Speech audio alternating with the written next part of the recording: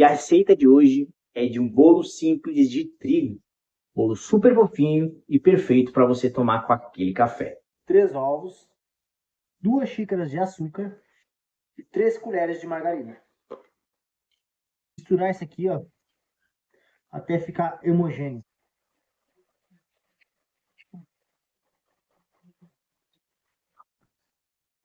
Ó, depois de misturada, vou acrescentar 3 xícaras de farinha de trigo.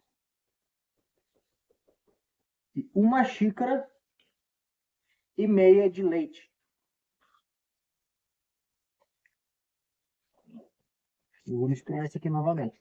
Uma tampa de fermento químico para bolo. Agora eu vou misturar bem isso aqui.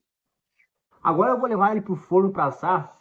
Vou assar de 200 graus e vai ficar de 40 a 45 minutos no forno. E esse aqui é o resultado, gente, do bolo. Macio.